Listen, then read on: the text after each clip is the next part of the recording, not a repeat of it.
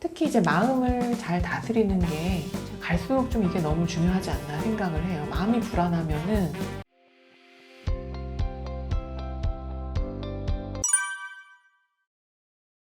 예, 안녕하세요.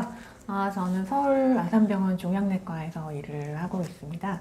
내과도 요즘은 이제 큰 병원에서는 전공 분야가 나뉘거든요. 그래서 그 중에서 저는 종양내과를 하고 있고 주로 대장암, 자궁암, 난소암 이런 이제 암들을 보고 있습니다.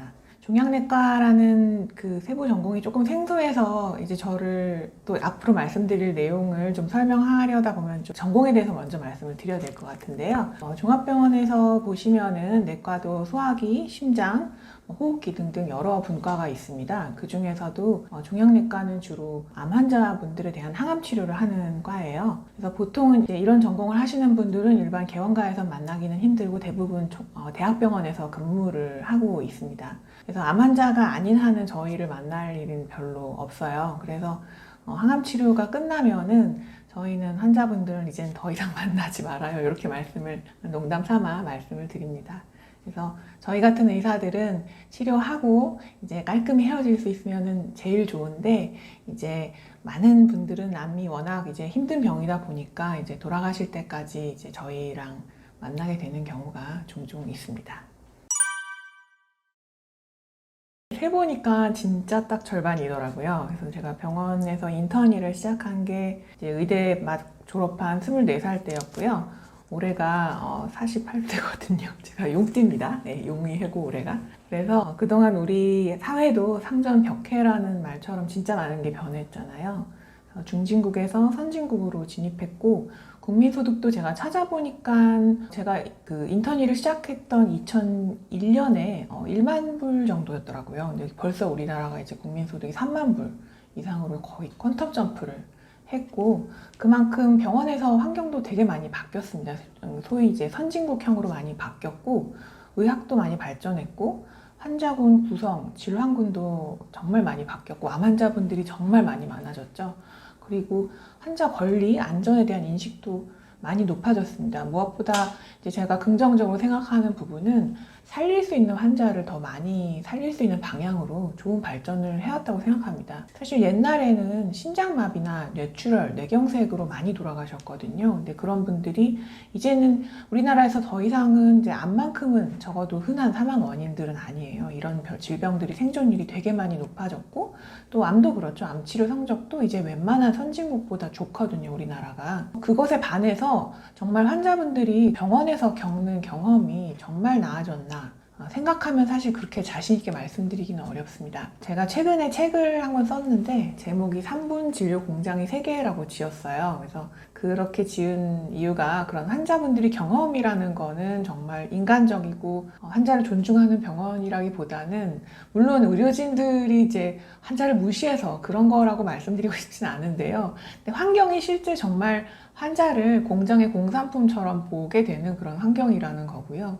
소위 박리담에 저렴한 진료비에 많은 환자를 진료하는 공장식 진료 시스템이 이제 우리나라의 의료 시스템이 하나로 너무나 공고히 자리 잡고 있어서 그게 사실 예전이나 지금이나 변한 게 별로 없습니다. 근데 사실 국민소득이 1만 불에서 3만 불로 올랐으면은 환자분들은 정말 그만큼 더 좋은 서비스를 원하시잖아요. 좀 더 개개인의 상황과 필요에 맞춘 전인적인 진료를 원하는데, 사실 아직까지 우리는 다 비슷비슷한 공산품 같은 진료를 제공하고 있고, 사실 그런 공산품 같은 진료가 일정 정도 역할을 많이 해왔어요. 근데 이제는 좀 그런 걸 벗어나야 되지 않나 하는 생각에서 이 책을 쓰게 되었습니다.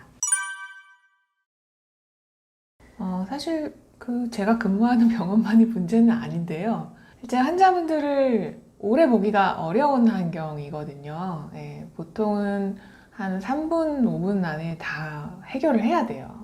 저희가 의대에서 학생들한테 가르칠 때는 이런 것들을 확인해야 되고, 환자 진찰은 이렇게 해야 되고, 이렇게 하면 이 학생들이 사실 물론 초보여서도 그렇지만 10분 안에 하는 것도 너무너무 힘들어 합니다. 근데 실제 그 사람들이 이제 의사가 되면은 3분, 5분 만에 확 진료를 하고 이제 일단 들어온 환자를 처리하기에 바쁜 거예요. 그러다 보면은 실제 놓치는 것도 많아지고요. 놓친다기보다도 지금 다 해결하면 나중에 또 안 와도 되는데 그걸 자꾸 오게 만드는 그런 것들도 있습니다. 근데 사실 그렇게 하면 환자도 힘들고 사실 의사도 힘들거든요. 그렇게 한다고 의사가 좋은 게 아니에요. 계속 뭔가 이 환자가 해결이 안 된 게 있는데 내가 놓치는 것 같다. 그런 불안감을 계속 갖게 되고 환자한테 이제 또 원망도 듣게 되기 때문에 실제 직업적인 그런 만족을 얻기가 어렵습니다. 그래서 이런 것들은 좀 바뀌어야 되지 않나. 물론 제 책이 그것에 대한 해답을 제시하고 있지는 않습니다. 사실 저도 어떻게 해야 될지 모르겠어요. 그런데 또 이런 것들이 우선은 이제 의사를 욕해서 될 문제는 아니지 않나. 그리고 실제 우리가 어떻게 진료하고 있는지를 좀 보여드리면 좋을 것 같다는 생각에서 책을 쓰게 되었습니다.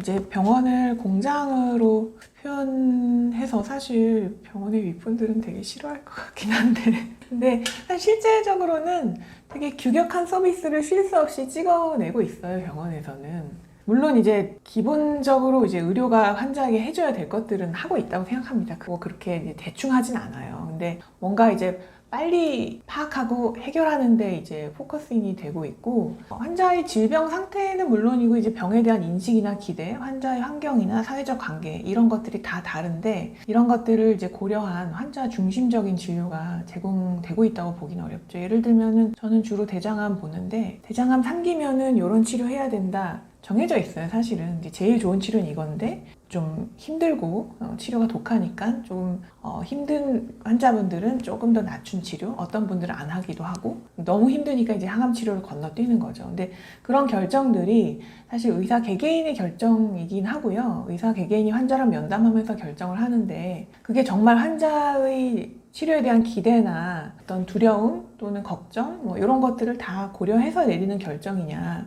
보통은 그냥 환자 딱 보고 못하겠네 그러고 그냥 하지 마시죠. 아니면은 조금 힘들긴 하지만 그럭저럭 견디긴 하겠네 그러고 그냥 이약으로 하시죠. 이런 식으로 사실 환자와 충분한 대화를 나눈 결론으로서의 그런 치료 결정이 되기가 어렵거든요. 그래서 비유를 한다면은 커피로 말씀드린다면은 이제 요새는 핸드드립 커피나 에스프레소 커피 많이 드시잖아요. 그래서 커피 믹스 같으면 사실 잘 안 드시는데 사실 커피 믹스도 뭐 이렇게 나쁘지 않거든요. 드셔보시면은 향도 괜찮고 맛도 괜찮습니다. 근데 믹스 커피를 잘 안 드시는 이유는 그만큼 이제 그 사람들이 눈높이가 올라가 버린 거잖아요.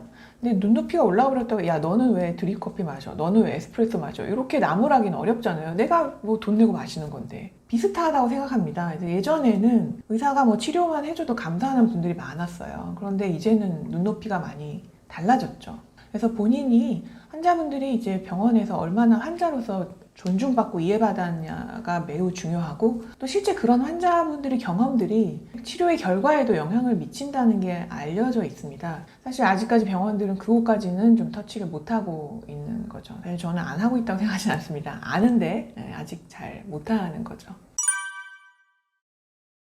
제가 저희 과에서는 진료 건수로는 한 중위수 정도 되는데요.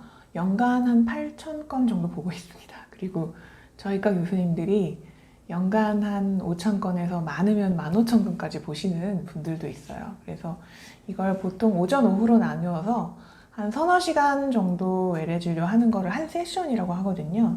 세션당으로 하면 저는 한 세션에 한 40명 정도 보고 많이 보는 다른 교수님들은 한 70에서 80명 정도까지 보고 있습니다. 환자 한 분당 시간으로 환산하면은 한 분당 2분에서 4분 정도 되는데요. 사실 뭐 이제는 이제 외국에서 진료 받아보신 분들도 많으시고 아마 대략 아시겠지만은 외국에서는 이렇게 보진 않죠. 보통 물론 중국이나 인도 같은 데서는 저희랑 비슷하게 본다고 알고 있습니다만은 보통 선진국이라고 하는 유럽이나 미국 이런 데서는 한 분당 그래도 뭐 10분 이상, 적어도 10분 이상, 20분 정도는 보니까요. 사실 그 정도 돼야 환자분들을 온전히 파악하기가 수월하고 제가 작년에 네덜란드에서 오신 의학자분들하고 얘기를 할 기회가 있었는데 새로 암을 진단받으신 환자가 본인한테 오면은 한 분당 40분 보신다고 하시더라고요. 아, 부럽다.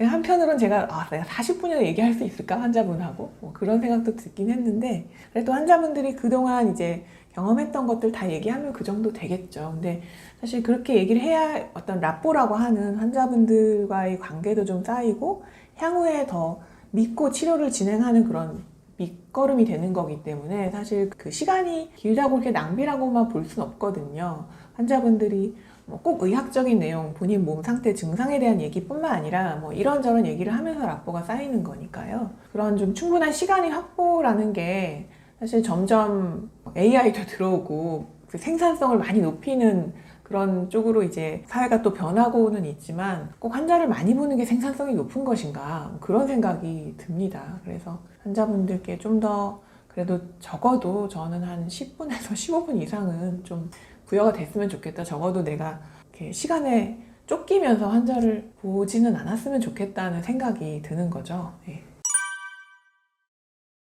대학병원도 그렇고 개원가도 사실 마찬가지인데요. 사실 이렇게 많이 봐야 되는 게 결국 많은 환자를 볼수록 병원이 매출이 오르는 행위별 수가제 때문에 이렇게 많은 환자들을 보는 게 어떤 일반적인 어떤 프랙티스라고 하나요? 일반적인 관행으로 자리를 잡아버렸습니다. 그래서 병원이 많은 인건비나 재료비를 감당하면서 운영을 하려면은 어떤 보통 규모의 경제라고 하잖아요. 일단 일정 규모를 유지할 수밖에 없는 게 이제 우리나라 현실이거든요. 그래서 적어도 건강보험 적용이 되는 진료를 하려면은 그런 건강보험 적용이 되는 진료는 비교적 진료 한 건당 단가가 좀 낮기 때문에 그런 경우는 사실 많이 봐야 되는 거죠. 여러분도 아시다시피 좀 싼 뚝배기 같은 거, 국밥 이런 거 팔려면은 많이 팔아야 되잖아요. 그래서 그거랑 비슷한 거죠. 그래서 불필요한 비급여 진료를 가능하면 안 하고 그나마 의학적으로 타당한 진료를 하려면은 이렇게 많이 보는 수밖에 없는 게 우리나라 현실입니다. 그래서 적어도 이제 암 진료를 하려면은 대학병원을 벗어나서는 되게 힘들다고 판단을 하고 있어요. 제가 대학병원에 있으면은 그래도 믹스커피 정도는 팔 수 있거든요. 이게 무슨 말이냐면은 의료의 질이 환자분들을 만족시킬 정도는 안 되어도 그래도 의학적으로 타당하고 환자분께 도움이 되는 그런 엑기스를 모은 진료를 할 수는 있다는 거죠. 그게 환자분들과 많은 얘기를 나누고 그분들이 의사를 존중해드리고 그분들이 눈높이에 맞는 그런 치료를 제안해드리는 이런 것까지는 못 돼도 그래도 어느 정도 이제 의학적 타당성이 있는 치료를 할 수는 있다는 것이에요. 그러면서 이제 많은 환자들을 보는 거죠. 근데 나가면은 사실 요새 최근에 기사에도 많이 나오고 있습니다만은 암 요양병원 같은 데서는 여러 가지 온열 치료나 면역 주사, 비타민 C 주사 이런 것들 하면서 많은 돈을 받으시잖아요. 이제 환자분들이 그런 거 가지고도 상담을 하세요. 근데 저희는 그냥 바쁘니까 그럼 하지 마세요 막 이러죠. 근데 뭐 견적서 받아온 걸 갖고 오셔가지고 한번 보니까 이제 2주에 한 400만 원? 뭐 이런 식으로 견적이 이렇게 나와 있고 어떤 치료들을 하는데 대부분은 제가 봤을 때는 타당하지 않은 이 환자분들이 맞을 필요는 없는 그런 주사였어요. 근데 그런 거를 해야 이제 고가의 진료비를 받고 그나마 이제 적은 수의 환자를 받아서 진료를 할 수 있는 그런 상황이니까 그래서 어느 곳에도 환자분들이 만족하지 못하시고 그런 떠도는 그런 상황들이 이제 계속 반복이 되는 것 같다는 생각이 듭니다.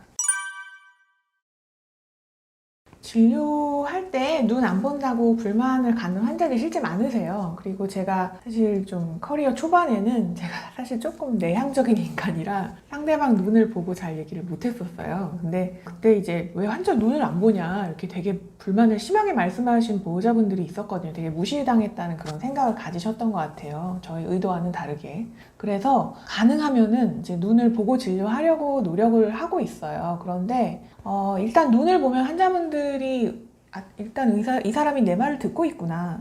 그리고 나도 뭔가 말을 할 수 있겠구나. 이런 생각을 갖게 되시는 것 같아요. 그래서 좀 더 질문도 더 많이 하고 그런 시간이 더 들죠. 그럼 진료가 지연이 되는 거예요. 그래서 한 번은 제가 눈 안 보고 해봤어요. 그냥 이렇게 그 고개 숙여가지고 네 환자분 뭐 그러다가 이제 옆에 그 저희 전자차트 보고 이렇게 하고 네 됐습니다 나가세요 이런 식으로. 근데 이렇게 하니까 진짜 진료가 빨라지는 거예요.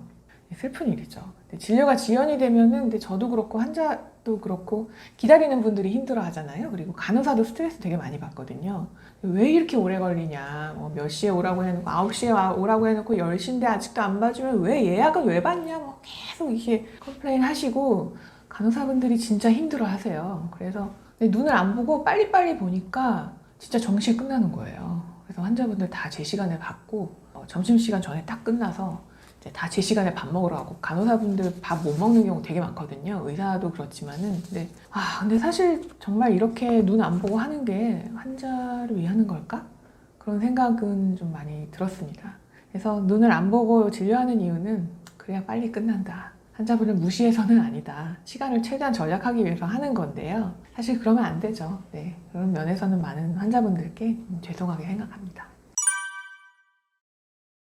보통 저는 진료를 볼 때 안 밀리는 경우는 사실 그렇게 많지는 않고요. 최소한 30분은 밀려요. 1시간 정도 밀리는 경우도 가끔 있고요.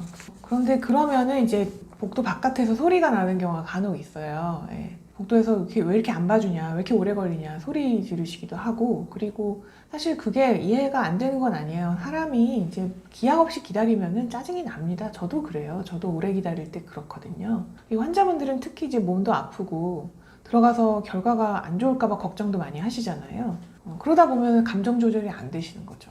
폭발하게 되고. 그래서 저희도 이해는 하는데요. 저희도 좀 사람인지라 많이 힘들고, 이런 대기 시간을 좀 줄이고 환자분들이 그래도 좀 예측 가능한 시간에 이제 본인이 진료를 받고 이제 가실 수 있게 하려면, 그것도 결국은 저희 같은 대형 병원에 오는 환자분들이 숫자가 좀 줄어야 되지 않는가, 그렇게 생각을 합니다. 그러려면은 다른 병원들이 더 많은 역할을 해줘야죠. 실제 암 치료를 하는 병원들이 환자가 그렇게 많지 않은 병원들이 많이 있어요.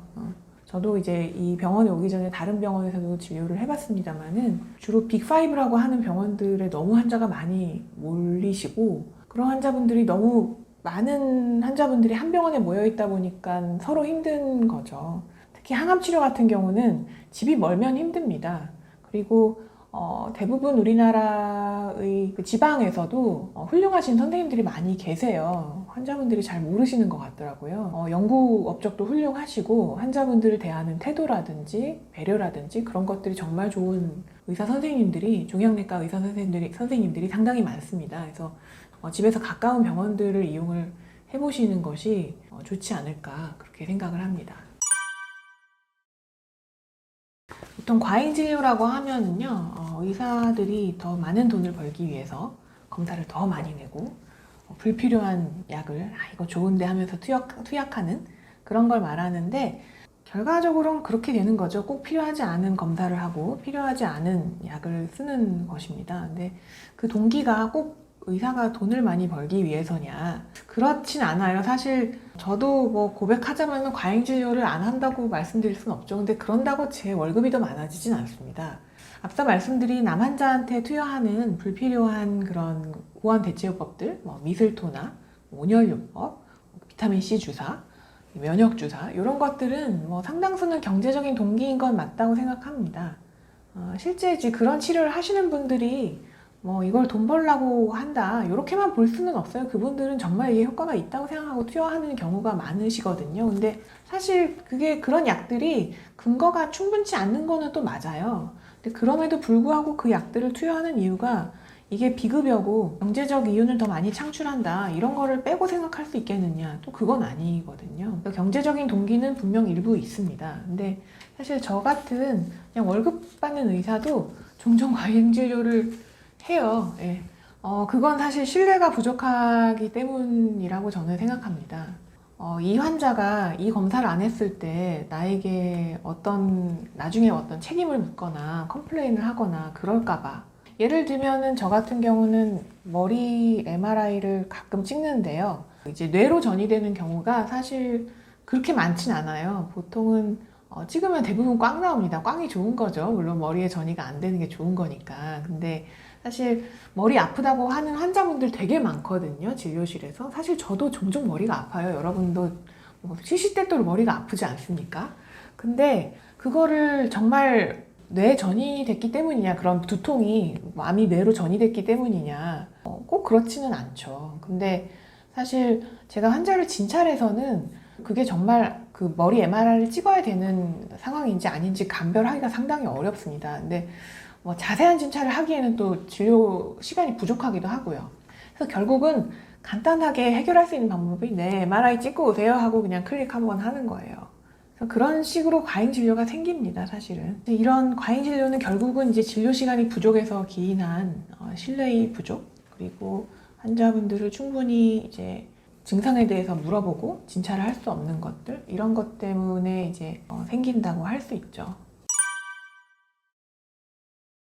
적정 환자 수가 정해져 있는 건 아닙니다. 그래서 제가 아까 제 경우에 연간 진료 건수가 한 8,000건 된다고 말씀드렸는데요. 우리나라의 평균은 7,000건 정도 됩니다. 일본이 한 5,000건 되고요. OECD 국가 평균은 2,000건이라고 해요. 그래서 물론 적정 환자 수가 정해져 있는 건 아닌데 우리나라가 너무 많은 거죠. 보통 이제 의사협회에서 의사 수를 늘리는데 반대를 많이 하시고 그러면서 우리나라 의사들이 생산성이 높아서 이렇게 많이 보니까 의사 수 안 늘려도 된다.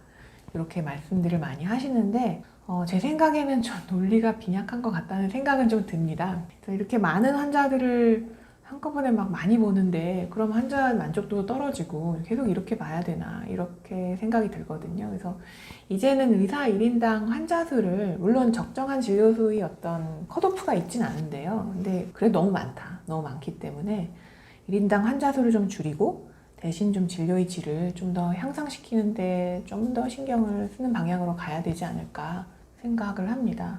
그래서 1인당 환자 수를 줄이려면은 개인적으로는 의사 수를 늘릴 필요는 있겠다고 생각합니다. 근데 그게 지금 정부 정책처럼 무턱대고 몇천 명씩 늘리겠다 이런 것보다는 1인당 진료 건수가 얼마나 적절하냐, 또 환자들은 얼마나 자주 병원에 가야 하냐. 사실 진료 건수가 환자들이 자주 가면 늘어나는 거잖아요. 근데 한 번에 해결할 수 있는데 여러 번 와야 되는 경우가 많아요. 현실적으로 우리나라에서. 이런 저같이 이제 내과 같은 필수 의료를 하시는 분들이 점점 줄어들고 있는 것도 문제잖아요. 그래서 미용 같은 비급여 진료로 사실 쉽게 빠지는 의사들이 특히 젊은 의사 중에 많아지고 있다고 들었는데 필수 의료를 하는 분야로 유인할 수 있을 것이냐. 이런 논의들이 좀 먼저 이루어지고 그런 결론에 따라서 의사 수를 몇 명 늘려야 되겠다. 이렇게 차근차근 진행되는 게 맞다고 생각합니다. 네, 병원이 어떻게 변화해 가야 하느냐 이런 것들은 저 같은 평범한 의사보다는 높은 곳에 계신 분들이 더 고민을 해야 되는데 이미 이제 많이 고민을 하고 또 바람직한 방향으로 추진을 하고 있다고 생각합니다. 그래서 진료의 양보다는 질을 향상시키는데 좀 더 중점을 둬야 된다고 생각하는데요. 그거는 우리나라가 지금 봉착한 상황하고도 비슷한 것 같아요. 우리나라의 산업이 이제 저렴한 물건을 팔아서는 중국하고 경쟁이 안 되잖아요. 좀 더 고급화된 부가가치가 높은 제품, 서비스를 개발해야 생존할 수 있는 그런 환경인데 마찬가지로 병원도 규격화된 3분 진료를 계속 양산하기보다는 환자의 개별성을 잘 파악하고 이에 맞춘 소위 고퀄리티 진료를 제공할 수 있어야 되는데 그러려면은 저는 일단 의사 1인당 환자 수가 좀 줄고 환자 한 명한테 더 긴 시간을 투자할 수가 있어야 한다고 생각합니다. 그래서 그러려면 진료비가 좀 올라야 되는데 사실 국민분들이 그냥 아무 대가 없이 진료비 올려주시지 않으시잖아요. 동의하기 쉽지 않고 의사들이 수가만 올리면 다 해결될 것처럼 얘기하는데 실제 그렇지 않아요. 그래서 그러려면은 정말 양질의 진료를 우리가 제공할 수 있다고 국민들을 설득을 해야 되는 거거든요. 그래서 그 대안으로 나온 것들 하나가 이제 환자를 좀 더 이제 3분이 아니라 10분, 15분 이상 오래 보는 신층 진료라는 것도 이제 등장을 이미 했고 여러 과 의사들이 한꺼번에 환자분들을 진료하는 그런 다학제 진료도 그 중에 하나입니다. 한편으로는 환자의 정보를 체계적으로 수집을 하고 맞춘 그런 진료를 제공할 수 있다고 설득할 수 있어야 한다고 생각합니다. 그래서 소위 환자 중심 건강 결과라고들 말하는 Patient Reported Outcome이라는 게 있는데요. 보통 저희가 환자분들 진료할 때 피검사 보고 엑스레이 보고 그러면 엑스레이가 이만큼 좋아져야 되지 뭐 이런 식으로 이제 진료를 하는데 사실 환자 본인이 얼마나 아프고 힘들고 이런 게 사실은 중요한 거잖아요. 근데 그런 것들은 사실 많이 주관적인 거죠. 그래서 그런 것들을 사실 의사가 파악하기가 짧은 진료 시간에 파악하기가 쉽지가 않은데 이런 주관적인 느낌들도 사실 환자분들을 자세히 문진을 해서 체계적으로 객관적으로 조사를 할 수 있는 방법론적인 틀은 다 있어요. 근데 진료 현장에서 활용을 잘 안 하고 있거든요. 예를 들면 암 환자 진료에서는 통증 조절이 중요한데 실제 외래 진료실에서 통증에 대해서 물어보기가 통증 물어보려면 얼마나 아프세요? 어디가 아프세요? 어떻게 하면 나아져요? 어떻게 하면 더 아파요? 통증이 안 아플 때 0점이고 엄청 심할 때 10점이면 몇 점 정도 돼요? 이렇게 하면 환자분들이 헷갈려서 이런 거 한꺼번에 물어보면 답을 못 하세요. 뭐 몇 점? 50점? 100점? 뭐 이러면서 되게 헷갈려하면서 답도 잘 못 하시고 결국 저희도 파악이 안 되는 거죠. 그래서 이런 것들을 제가 작년에 외래 진료실에서 키오스크를 이제 여러 간호사님들 도움으로 도입을 했는데 통증 점수가 몇 점이냐 이런 것들을 환자분들이 기다리면서 이제 미리 입력을 하게 했거든요. 그래서 그렇게 하니까 이제 환자분들 들어오시면 이 환자분 통증 몇 점인지 더 잘 알 수 있게 되고, 그리고 진통제 처방도 더 잘 할 수 있게 됐습니다. 그래서 사실 진료 환자분들이 너무 많으면 이마저도 이거 파악할 시간도 없는 분들이 사실은 더 많은데, 이런 체계적으로 환자분들이 증상을 수집하는 좀 스마트한 이런 진료 체계가 좀 더 자리를 잡아야 될 필요가 있고요. 이런 개별적인 증상과 고통 이런 것들을 잘 파악해서 진료를 제공할 수 있어야 되는데, 또 환자가 증상뿐만이 아니라 병원 바깥에서 어떻게 생활하고 있는지, 또 어떻게 활동하고 인간관계는 어떻고, 이런 것들이 파악이 돼야 통합적인 돌봄 제공이 가능한데, 저희 병원에서도 이제 통합 돌봄팀이라고 노인 환자분들에 대해서는 이런 환경적, 정서적 측면을 잘 조사해서 진료에 활용하는 전략을 추진하고 있어요. 그래서 향후로는 이런 방향으로 병원들이 좀 더 나아가지 않을까 기대하고 있습니다. 그러니까 암 진단을 받고 병원을 찾으시려면 보통은 여러 병원 한꺼번에 예약하고 많이 오시잖아요. 저희도 이제 그런 분들 많이 만나는데, 이제 검사 잡아드리려고 그러면 내가 저 병원도 예약해놔서 그쪽도 보고 오겠다. 그러시는 경우 많은 걸로 알고 있습니다. 그런 경우에도 결국은 한 병원 정해서 치료를 받으시게 되죠. 근데 사실 저는 그런 암 치료를 하는 빅5 병원들을 여러 군데를 다니시는 것보다는 항암 치료 받는 병원 하나, 그리고 동네 가까운 병원 하나, 이런 식으로 양다리를 걸치도록 좀 추천을 드리고 싶어요. 사실 보통 연애할 때 양다리 걸치면 안 되잖아요. 병원을 여기저기 다니는 것도 대체로는 의사들이 그렇게 썩 좋아하진 않는데, 그게 비슷한 진료를 제공하는 병원을 여러 군데 다니는 건 문제인데요. 비슷한 진료가 아니라 항암 치료는 여기서 하고, 중간에 힘들어서 영양제 맞는 건 여기서 하고, 이런 식으로 서로 보완적인 관계가 되면은 괜찮아요. 그래서 이제 항암 치료 중간에 이제 자잘한 문제들, 복통이나 소화불량, 변비, 이런 것들은 증상 조절을 할 수 있는 가까운 내과나 가정의학과 의원 정해두고 같이 다니시면 좋아요. 병원들을 여러 병원을 다니면서 환자분들이 또 여기 가려면 여기서 진료받았던 거 떼가야 되고, 그런 불편함이 있기는 해요, 아직은. 물론 진료 정보 교류가 또 일부는 되고는 있지만 그렇게 원활하게 되고 있지는 않거든요. 그렇다고 하더라도 환자분들이 큰 대학병원만 다니면서 조금만 아파도 막 응급실로 달려오시고 그렇게 하시는 게 쉽지 않기 때문에, 저는 이제 자잘한 증상들을 다닐 수 있는 가까운 의원급 병원을 하나 정해두고 여러 군데 다니시지 말고 한 군데 꾸준히 다니시기를 권유를 드리고요. 그런 병원에 가실 수 있도록 저는 대부분 항암 하시는 분들은 소견서를 다 써드리고 있어요. 그래서 그렇게 이제 소견서를 받아서 좀 활용을 하시면 좋을 것 같습니다. 검사가 중복되죠. 보통 이제 여기서 CT 찍었는데 여기서 또 찍고 그런 경우가 있고요. 물론 이제 대개는 다른 병원 가실 때 CT나 MRI 찍은 거 다 갖고 가시잖아요. 근데 저희가 다른 병원에서 찍은 CT 보려면 잘 안 보이거든요. 이제 저희 병원에서 하는 거랑 세팅이 다르고 하니까 잘 안 보이는데, 또 그동안에 변했을 수도 있으니까 또 한번 찍읍시다 이러고 그러니까 검사가 많아지고 치료가 지연이 되죠 또. 네. 그래서 물론 처음에 진단을 받았을 때는 어디가 더 좋은지 본인이 일단 알아봐야 되니까, 또 의사와의 어떤 궁합 같은 것도 중요하긴 하거든요. 환자분들이 그래도 이 의사에 대한 인상이 좋아야 내가 믿고 진료를 받을 수 있는지 본인이 직접 만나봐야 되는 것도 있으니까, 여러 군데 다니시고 일단 결정하시는 건 필요하다고 저도 생각은 하는데, 일단 정했으면 그쪽만 다니시는 게 좋아요. 여기 조금 안 좋으니까 또 바로 또 다른 데 가시고 그런 것보다는 일단 한 군데 정해놓고 다니시고, 물론 다니시다가 보니까 이분은 정말 너무 안 되겠다, 나랑 너무 안 맞는다, 불만이 많다, 그러면은 그런 경우는 옮기셔야죠. 환자분이 만족을 못 하셔서 옮기시는 건 할 수 없다고 생각하는데, 치료 받는 중에 여러 군데를 너무 자주 다니시고 너무 자주 옮기시고 그러면은 환자분들이 중요한 정보가 또 로스되는 경우들이 있어요. 이런 약을 드시고 있는데 다른 데서 이제 파악이 잘 안 된다든지, 워낙 환자분들이 의료 정보가 워낙 복잡하고 다양하기 때문에 이런 것들이 병원을 여러 군데 옮기시면 좀 아무래도 누락될 위험이 크다는 거, 그런 것들은 좀 이해하시고 옮기시는 게 좋을 것 같습니다.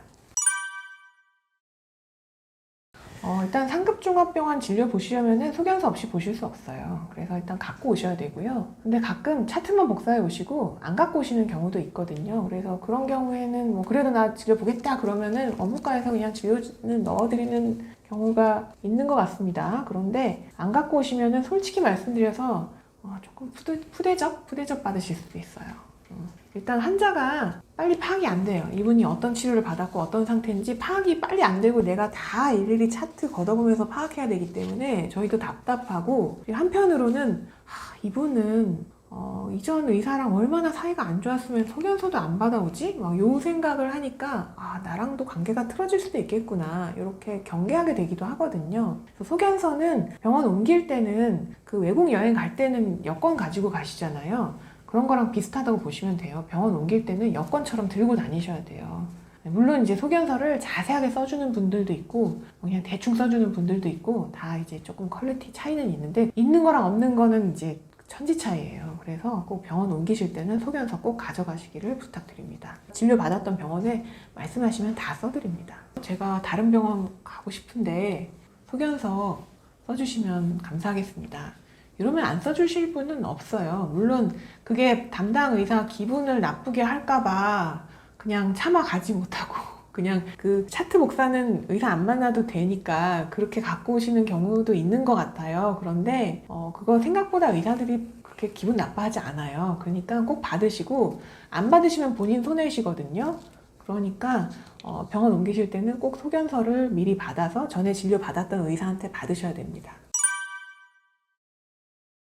차트를 그러니까 전에 진료 받으셨던 병원에서 가져오셔야 되는데, 그거를 암 환자분들 같은 경우 한 1년, 2년 정도 항암 하시던 분들은 다 떼오시면 한 요만큼 돼요, 진짜로.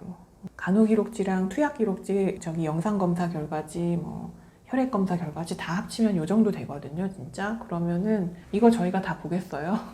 의사는 AI가 아니에요, 여러분. 이거 다 못 봐요. 그래서 요만큼 복사해 오면은 돈도 많이 듭니다. 한 장당 얼마 되니까 이게 돈도 많이 들어요. 갖고 오려면 무겁죠. 근데 결정적으로 그렇게 갖고 오셔서 도움이 안 되세요. 이거 다 안 보거든요. 못 봐요. 그래서 일단은 차트 복사하실 때는 일단 외래 경과 기록지 가져오셔야 되고요. 항암 하느라고 입퇴원을 반복하셨던 경우에는 이제 입퇴원 기록지 정도 갖고 오시면, 그런데 대체로 이제 환자분들의 기록이 요약돼서 들어가 있기 때문에 저희가 보기가 좋아요. 그리고 투약 기록, 간호 기록 이런 거 중요한데요. 그 상황에서만 중요하고, 그러니까 몇 월, 며칠, 몇 시에 뭐 투여했다 이런 거 우리가 다 못 보거든요. 투약도 되게 많은데 건수가. 이런 것들은 양은 엄청 많은데 별 도움이 안 되기 때문에 이런 건 병원 옮기실 때 가져가실 필요 없고요. 외래 경과 기록, 입퇴원 기록 이 정도 가져오시고, 그리고 조직 검사 결과 기록, 가장 최근에 영상 검사한 기록 이 정도 가져오시면은 제 생각엔 충분할 것 같아요. 조직 검사는 암 진단을 할 때 가장 중요한 절차입니다. 그래서 조직 검사를 안 하고 우리가 암 치료를 할 수는 없어요. 그리고 요즘은 이게 암이다 아니다 그것을 벗어나서 이 암이 어떤 타입이고, 암 유전자 변이가 어떻게 나타났고, 그리고 어떤 약에 잘 맞고 이런 것까지 이제 조직에서 알 수가 있어요. 그 정보를 다 갖고 오셔야 그 다음에 치료를 결정하는 데 도움이 되거든요. 조직 검사 결과지, 그리고 유전자 검사 결과지까지 달라고 하면 다 줘요. 그리고 대개는 암 조직 그 자체도 갖고 오셔야 그 옮긴 병원에서 그거를 관찰을 하고 치료 방향을 결정하는 데 도움이 되거든요. 물론 조직 검사 결과가 바뀌는 경우가 흔치 않아요. 대부분은 같아요. 여기 병원에서 뭐 만약에 이제 위에 선암으로 진단됐는데 다른 병원에서 뭐 다른 암으로 진단된다든지 그런 경우가 흔치 않은데 있기는 있습니다. 그래서 그 암 조직 자체를 이제 직접 떼서 갖고 오시는 게 필요한데, 그거를 이제 슬라이드라고 하거든요. 그래서 병원에서 보통 이제 병리과에서 암 조직을 보관을 하고 있어요. 그거를 포르말린에 고정시켜서 보관을 하고 있는데, 얘를 이제 기계로 얇게 썰어가지고 현미경에서 보기 쉽게 조그만 그 유리판에다가 조직을 붙여가지고 제작해 놓은 게 있는데 그걸 슬라이드라고 해요. 그래서 병원을 옮기실 때는 보통 이전에 조직 검사 받았던 병원에서 슬라이드를 받아서 가져가시면은 요거를 이 병원 옮기신 병원에서 현미경으로 다시 보고 재진단을 내리게 되는 거죠. 그래서 그런 것도 이제 보통은 병원 옮기실 때는 필요한 절차라는 걸 말씀드립니다. 10가지는 사실 제가 뭐 임의로 정해본 거기 때문에 다른 선생님들은 또 다른 생각이 있으실 수도 있는데 일단 제가 중요하다고 생각하는 거 위주로 10가지를 정해보았습니다. 일단 누가 주로 환자분을 돌볼지 결정하셔야 돼요. 저희가 진료하다 보면은 어느 날은 아드님하고 오시고 어떤 날은 따님하고 오시고 어떤 날은 며느님하고 오시고 그래서 서로 얘기가 다 다른 거예요. 환자분이 치료를 같이 이제 치료 과정을 관리하고 조정할 주된 보호자, 주된 케어기버를 정하셔야 됩니다. 그래서 어떤 그 치료라는 그런 기나긴 여정의 항해를 하는 데 있어서 선장을 정하는 거죠. 그래서 가족분들 중에 주된 간병인, 보호자를 정하시는 게 좋고요. 그리고 근데 그분만 다 할 수는 없잖아요. 어떤 날은 아드님이 모시고 오지만 아드님이 시간이 안 되면 따님이 오셔야 되잖아요. 그래서 어떤 날에 어떻게 역할을 분담해서 통원을 돕고 환자분 간병을 할지 이런 역할 분담들을 또 미리 좀 정해 놓으시는 게 좋을 것 같아요. 그래서 그러려면 가족분들이 대화를 많이 하셔야죠. 아드님이 주된 보호자라 그러면은 따님이 이날은 모시고 와도 따님이 오늘은 어떤 일이 있었다, 이렇게 했다 이런 것들을 잘 해서 이제 아드님하고 공유를 해주셔야 되는 거예요.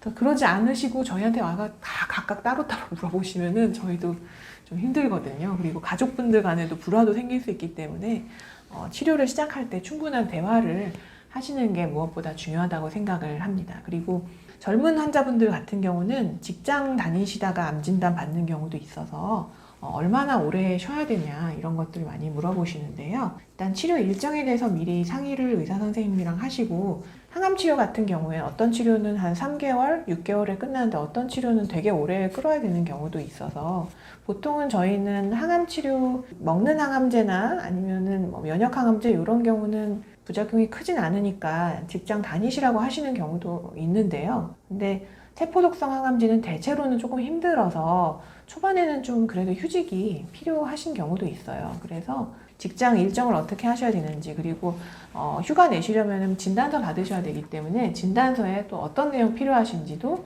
미리 알아보시는 게 좋아요. 보통은 진단서 써주세요 그래서 썼는데 다시 오셔가지고 몇 개월이라고 또 명시가 필요해요. 그러면 한 번 받고 또 받고 시간 낭비도 되고 환자분들도 번거로우시잖아요. 그래서 어떤 내용이 필요한지 진단서, 소견서에는 어떤 내용이 필요한지 또 보험도 마찬가지인데요. 보험회사에서도 이제 요구하는 게 다 조금씩 다르기 때문에 필요한 내용 그리고 진단서, 소견서에 들어가야 될 문구를 미리 알아오셔서 제시를 해주시는 게 시간을 줄이고 효율적으로 진료를 받으실 수 있는 방법이 될 것 같아요.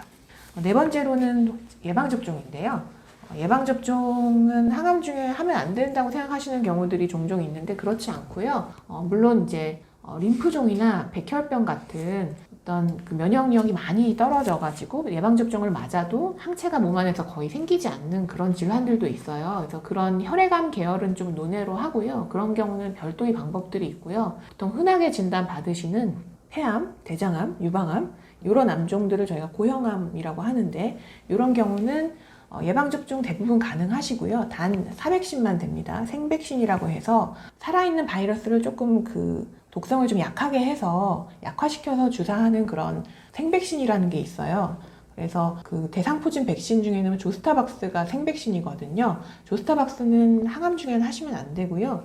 대상포진 백신 중에 사백신으로 새로 나온 게 있습니다. 심그릭스라는 백신이 있는데 그거는 맞으셔도 돼요. 그리고 흔히 맞는 백신 중에 독감 백신, 그리고 폐렴구균 백신. 최근에 맨발 걷기 많이 하시면서 파상풍 디프테리아 백신 문의 많이 하시는데요. 그것도 사백신이니까 맞으셔도 돼요. 근데 파상풍 백신은 10년에 한 번 맞는 거거든요. 그래서 10년 이내에 맞으셨던 적 있으면 굳이 항암 한다고 또 맞으실 필요는 없어요. 항암 전에 하시면 좋은데요. 항암 중에 해도 항체는 웬만큼 생긴다고 알려져 있거든요. 그래서 항암 중에 하셔도 됩니다. 5번째로는 치과 검진이고요. 치과는 이제 항암 중에 문제가 많이 생기는 것들 중 하나예요. 입안이 헐거나 또는 이빨 빠지거나 틀니 문제도 종종 생기고 어떤 경우에는 이제 잇몸에 고름이 생겨서 항암을 한동안 못 하시는 경우들도 있어요. 그래서 미리 좀 검진을 한번 받아 놓으시고 혹시 스케일링이라든지 발치라든지 미리 필요한 거 있으면 미리 해 놓으시는 게 이후에 항암 중에 입안이 헐어서 고생할 때 합병증을 줄이는 그런 방법 중에 하나가 되겠습니다. 식사 때문에 많이 물어보시는데요. 식사는 저희가 항암 치료 시작할 때 영양 상담 대부분 다 해드리거든요. 어떻게 드시는 게 좋은지 상담을 해드리고, 잘 못 드시는 경우가 이제 대표적으로 문제여서 영양 보충 음료 뭐 보통 구입하시는 유케어라든지 저희가 처방하는 것 중에 이제 엔커버나 하모닐랑 같은 영양 보충 음료 처방을 해드리기도 해요. 그리고 본인이 너무 힘들어서 식사 준비를 못 하시는 경우도 있기 때문에 그럴 때는 뭐 단기간이라도 식사 배달 서비스 같은 거를 이용하는 것도 도움이 되실 수 있겠습니다. 7번째가 기저질환 관리인데요. 환자분들이 치료하는 동안 그러면 항암 치료하면서 혈압약 먹어도 되나요? 당뇨약 먹어도 되나요? 하는데 그거 당연히 드셔야죠. 항암 치료 하시면은 당은 보통 더 올라가는 경우 많고요. 혈압약은 안 드시면 혈압 올라가잖아요. 그래서 그런 약제들은 다 같이 드셔주셔야 되고요. 그리고 B형 간염 보유자가 사실 옛날만큼 많진 않으신데요. B형 간염 바이러스 보유자시라면은 간염 바이러스가 항암 치료 동안에 활성화될 수가 있어요. 그래서 간염이 더 악화되시는 경우가 있기 때문에 간염 바이러스를 억제하기 위한 항바이러스제는 같이 드셔주셔야 돼요. 그래서 그런 것들은 대부분 의사 선생님이 미리 말씀을 드리고 간염 바이러스 치료를 같이 병행하시도록 소화기내과 선생님께 연계를 해드리고 있어요. 그리고 항암제를 주사를 맞으시면은 소변이나 땀으로 그런 약제의 대사물들이 분비가 되는 경우들이 있습니다. 그래서 그런 것들이 다른 가족분들한테 닿지 않도록 주의를 하셔야 되는데 보통 18시간 정도까지 체액 같은 거, 그러니까 소변이나 이런 것들은 좀 특히 어린이들한테는 닿지 않도록 하시는 게 좋고, 그래서 대소변 보시고 나면은 몇 번 물을 내려가지고 깨끗이 다 내려가도록 해주시고, 그리고 주변에 이제 다 물로 세척을 하시는 게 좋고요. 가능하다 그러면은 화장실은 따로 쓰시는 게 좋은데요. 계속 따로 쓰실 필요는 없고 항암하고 나서 끝나고 한 이틀 정도 이렇게 별도로 쓰시고 그 다음에는 같이 이제 생활하셔도 크게 문제는 없습니다. 체온계 안 사시는 분들이 간혹 있어요. 암 환자는 체온계는 기본적으로 사셔야 되고요. 물론 코로나 우리 거치면서 많이 이제 사셨는데 체온계는 중요한 게 이제 암 환자분들이 항암 치료 받으시면서 열이 나는 부작용이 종종 생기고요. 흔하진 않지만 종종 생기고 그게 사실 상당히 면역 저하된 상태에서 열이 나시면은 그게 상당히 중증 반응으로 악화되실 우려가 있기 때문에 체온계는 꼭 구입을 하셔서 본인 체온을 모니터링을 하시고 38도 이상 계속 나시면은 병원에 오셔야 돼요. 항생제를 대체로는 써야 되시기 때문에. 그리고 여러 사람이 같이 돌려가면서 쓰지 마시고 본인이 쓰실 개인용 체온계를 준비를 하시고요. 그리고 같은 방법으로 일관되게 측정하시는 게 좋아요. 어떨 때는 귀체온계, 어떨 때는 겨드랑이 그렇게 하지 마시고 그냥 같은 방법으로 일정하게 측정을 하시는 게 좋습니다. 그리고 항암제 치료 받기 전에 이거 머리 빠지나요? 하고 많이 물어보시거든요. 가발하고 모자를 미리 준비를 다 하실 필요는 없는데 항암제 종류에 따라 좀 달라요. 그래서 항암제 중에 머리 많이 빠지는 약이 있습니다. 탁솔이라든지 이리노테칸 같은 약은 머리 많이 빠지니까 보통 가발은 좀 비싸긴 하죠. 모자 정도는 좀 준비 미리 해놓으시는 게 좋지 않을까 생각을 하시고 머리 빠지는 정도에 따라서 또 하다가 나는 경우도 있거든요. 머리가. 그래서 탈모 정도에 따라서 결정하시면 될 것 같아요. 일단 채널 이름이 은퇴학교여서요.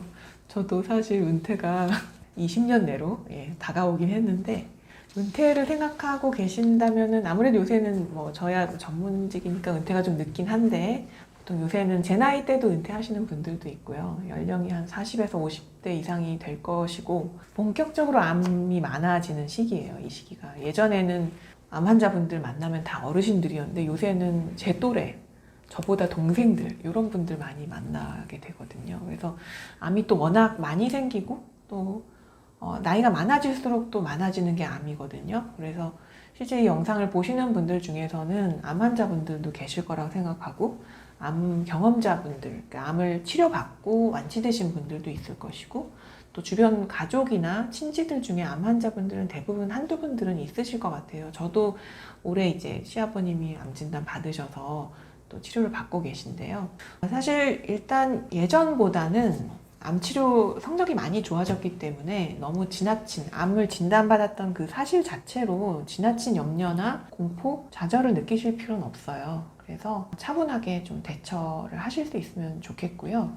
특히 이제 마음을 잘 다스리는 게 제가 갈수록 좀 이게 너무 중요하지 않나 생각을 해요. 마음이 불안하면은 자꾸 이제 이것저것 알아보시게 되고 치료에 혼선이 생기고 돈도 많이 쓰게 되거든요. 물론 이제 마음이 편안하실 수 없는 환경이라는 건 저도 알아요.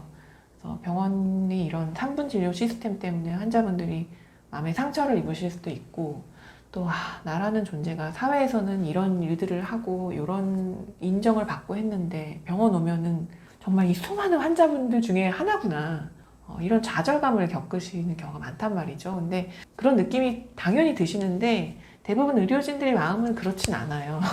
실제 이제 저희가 되게 좀 건성건성 대답할 때도 있고 좀 빨리 이제 나가줬으면 하는 마음 그런 뉘앙스를 좀 풍길 때도 있는데 사실 실제 마음은 그런 거는 아니라는 거를 좀 알아주셨으면 좋겠고 그리고 제가 이 영상에서 드린 어떤 암 치료 전에 준비하셔야 될 것들 뭐 이런 팁이라든지 제 책에 나온 내용들 참고하셔서 좀 더 현명하게 병원을 잘 이용하실 수 있으면 좋겠습니다.